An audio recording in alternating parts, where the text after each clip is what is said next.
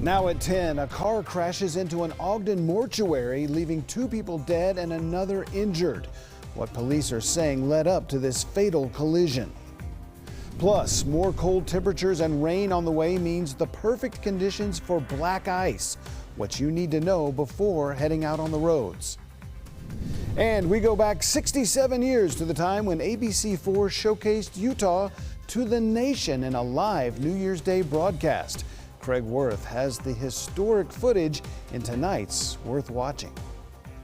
Live from Utah's first TV station, ABC4 News celebrates 75 years. Good evening, everybody. I'm Rick Aaron. Thanks for being with us tonight. We begin with an early morning tragedy where 2 people were killed and another was seriously injured when a car crashed into a funeral home in the 3400 block of Washington Boulevard in Ogden. Now, this happened at 6:30 a.m. when police say the car was heading north on Riverdale Road and blew through an intersection, eventually smashing head-on into the side of Lindquist Mortuary at the corner of Washington and 34th South. Now, the driver and a 19-year-old male passenger died at the scene. Another 19-year-old male was ejected from the car. We are told that he is in stable condition. Just the importance of wearing a seatbelt, but especially lately we've had a lot of ice, we've had a lot of fog, we've had a lot of different things that could be extenuating circumstances. We don't know if those things contributed to this wreck at this time. It's still under investigation. However, it's a good time to remind people, just please be safe and be aware and take your time.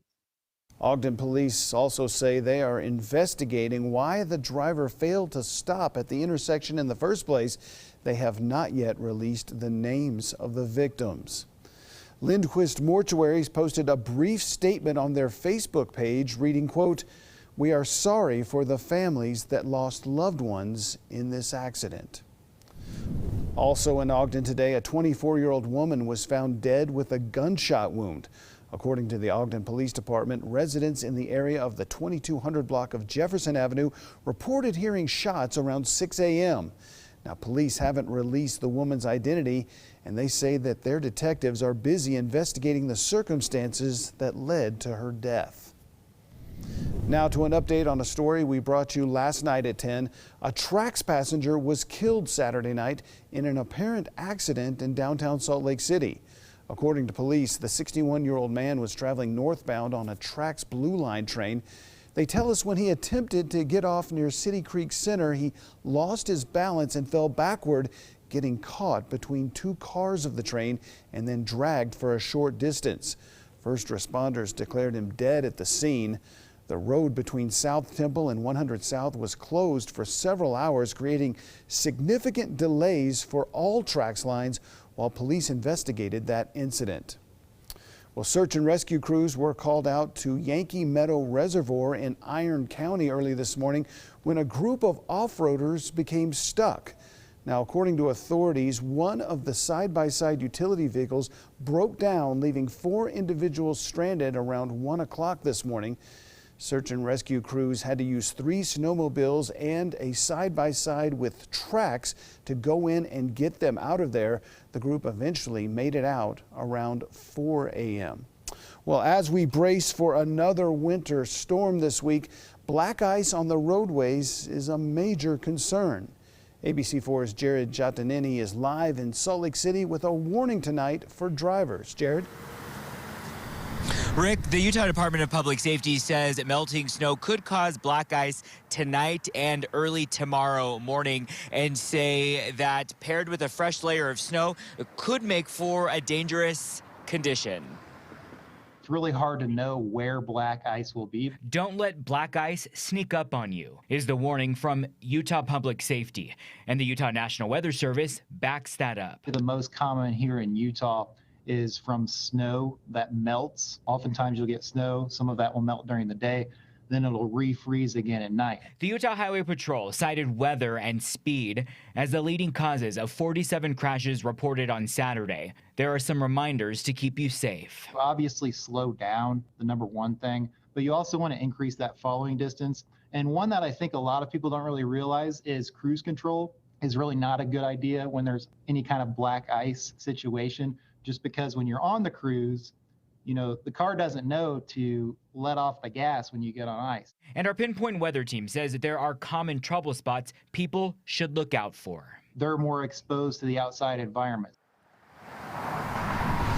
And some of those common trouble spots are on and off ramps like the one we're standing in front of right now. So be mindful tonight and again early tomorrow morning for some of those dangerous conditions. And be sure to tune into ABC4 News. Our Pinpoint Weather team will have you covered on changing conditions. Live, Jared Jotnany, ABC4 News. All right, thank you very much, Jared. Let's check in with the Pinpoint Weather team. Nate Larson is here tonight. A few raindrops today, but apparently the big stuff is coming our way tomorrow, right? The big stuff, yeah. We've got another atmospheric river event, Rick, which means another big snowmaker for the mountain areas, but rain likely here in the valleys. But as Jared had mentioned, we do have chances of ice forming tonight. Will be just below freezing, so we could see some of the snow melt from today, some of the banks of snow that we still have melting across again. Parking lots and off-ramps, on-ramps, those could freeze over again tonight, create those dicey conditions. So here's a look at water vapor showing that we had a little bit of a dip in the jet stream here. A weak disturbance brushed by. The main event, though, is this next storm system. You can see this large trough out in the Pacific Ocean tapping into subtropical moisture, indicating that another atmospheric event is heading our way. And so we are going to see heavy mountain snowfall starting tomorrow, continuing through midweek. Boy, what a gorgeous end to Sunday, wasn't it? Chris Williams in South Jordan captured this sunset. With the light of what was a full moon on Friday, we can still see a pretty nice setup this evening across Neil Armstrong Academy, showing the Wasatch Front from West Valley. Temperatures 26 up in Logan, Salt Lake 35, 35 in Provo, St. George 41. Futurecast showing we do have moisture. It's going to stream in tomorrow throughout much of late morning, early afternoon. Plan on valley rain, mountain snow. We'll talk about how much is expected to pile up in our mountain areas. Rick will have the details coming up. Thank you, Nate. Today,